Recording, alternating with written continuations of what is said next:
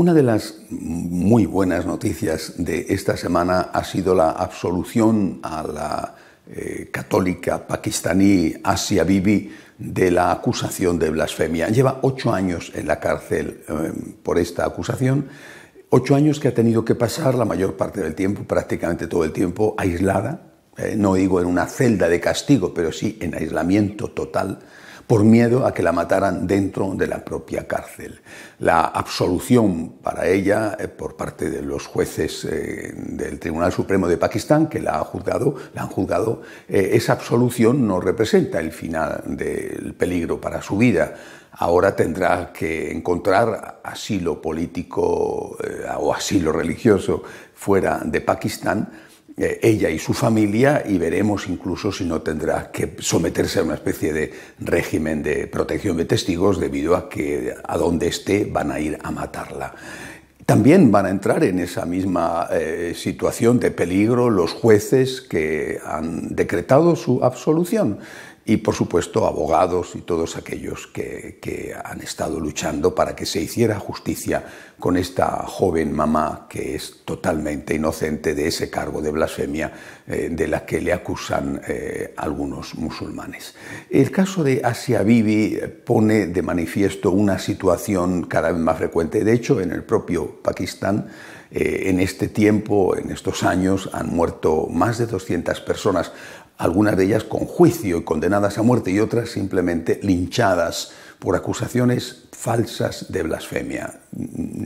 Falsas, o sea, es que no había ni por dónde cogerlo. A veces hay que dirimir un asunto de tierras y para acabar con tu rival, que es cristiano, le acusa de ser un blasfemo y con eso ya le matas, te quedas con lo que tiene, etc. Es una situación espantosa, y no solamente en Pakistán, sino también en otros países. Es verdad que la mayor parte de esos países donde se está produciendo la persecución contra los cristianos son países musulmanes, pero no solo. También en la India, por ejemplo, está sucediendo lo mismo en cada vez más estados de ese gigante asiático, por no hablar del gran gigante de Asia que es China. También esta semana hemos sabido, y esta no es ninguna buena noticia, que 2 santuarios marianos han sido destruidos por la policía,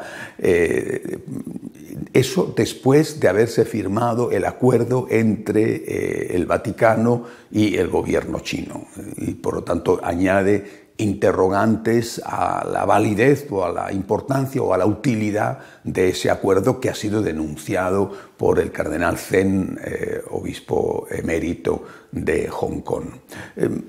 Son 2 focos de atención, pero no son los únicos.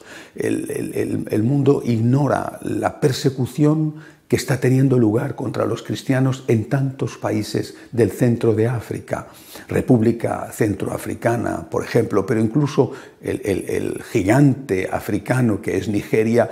Toda la zona norte está hirviendo y a veces salen en las noticias pues que un grupo de niñas han sido secuestradas, pero no salen en las noticias las cosas que ocurren día a día, y son cientos los muertos por ser cristianos a manos de musulmanes. Es verdad que ahí hay otros ingredientes, las luchas tribales, por ejemplo, las tribus musulmanas como los pastores fulani, por ejemplo, están en contra de sus vecinos, unos son pastores, otros son agricultores, son viejas luchas que se revisten ahora de características religiosas, pero no se puede olvidar la existencia de auténticas guerrillas musulmanas, como por ejemplo Boko Haram. Es decir, allá donde mires hay persecución contra los cristianos, porque no solamente es a manos de musulmanes extremistas, o a manos de hinduistas extremistas, o a manos del gobierno chino, que es comunista, sino también en otros países comunistas.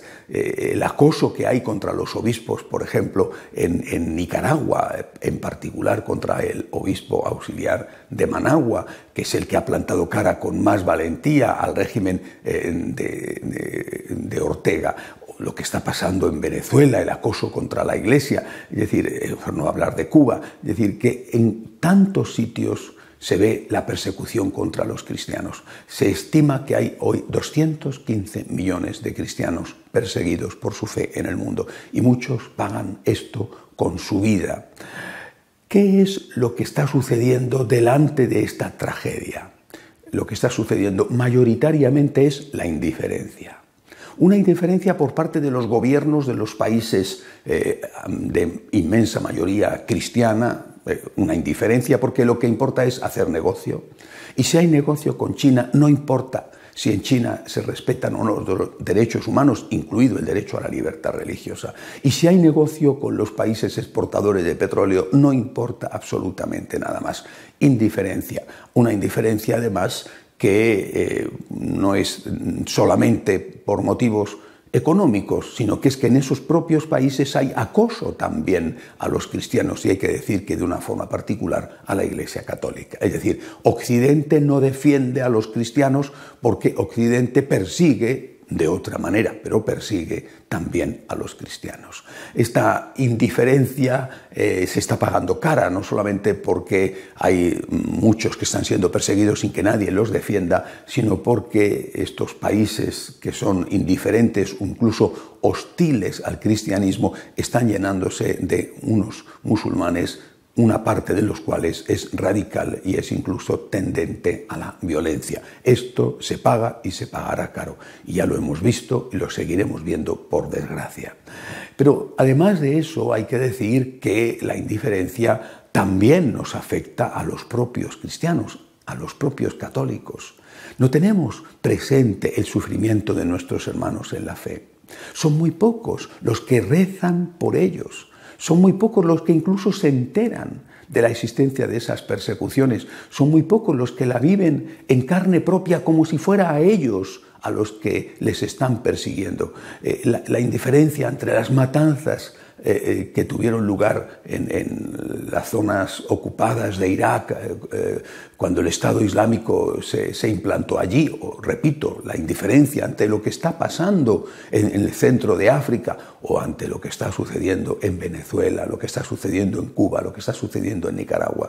La indiferencia nuestra de los católicos y de los católicos practicantes es una indiferencia culpable. Y de alguna manera también nosotros nos hacemos responsables, aunque no sea más que por omitir nuestra oración y omitir nuestra ayuda ante estas personas. Quién sabe si esta indiferencia no nos pasará factura mañana y tendremos que ser nosotros los que padezcamos la persecución en carne propia. Por parte de la jerarquía de la Iglesia lo que hay es diálogo. Algunos critican este diálogo. Realmente la Iglesia no puede hacer otra cosa. ¿Qué va a hacer? ¿Proclamar una cruzada como la que se proclamó contra el turco y que terminó en la batalla de Lepanto? Es decir, el Papa va a emprender una reclamación militar. Eso hoy no es viable. Aquella era una época, han pasado muchos siglos, la situación es distinta. El Papa hoy no puede alentar una cruzada militar para defender los derechos de los cristianos perseguidos. La vía ciertamente es el diálogo, pero el diálogo tiene que ser un diálogo con condiciones, no un diálogo entreguista. Es decir, tiene que ser un diálogo donde se pida a la otra parte seriedad y se pida reciprocidad. Deberían de ser los musulmanes, por ejemplo, con los que hay un buen diálogo, por lo menos con algunas de sus jerarquías hay un buen diálogo, bueno, pues deberían de ser los musulmanes los que tuvieran el mayor empeño en proteger a los poquísimos cristianos que hay en sus países, o incluso en permitir que el que quisiera pudiera convertirse al cristianismo sin que le pasara nada. Porque en los países occidentales el que quiere puede convertirse al islamismo sin que le pase nada. Creo que este es el diálogo que hay que intentar practicar. No es nada fácil conseguirlo, realmente es como andar sobre un campo minado, pero el camino del diálogo es el único que es posible para la Iglesia, siempre y cuando no sea, repito, un diálogo entreguista que no sirva para nada, nada más que para dar coartada a los otros diciendo que están dialogando con nosotros. Diálogo, un diálogo con condiciones, un diálogo de igualdad, diálogo y oración.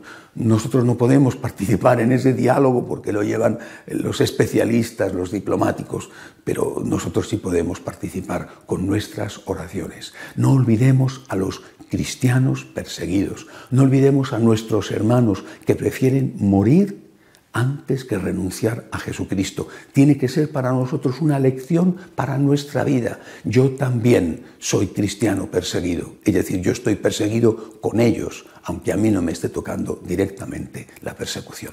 Hasta la semana que viene, si Dios quiere.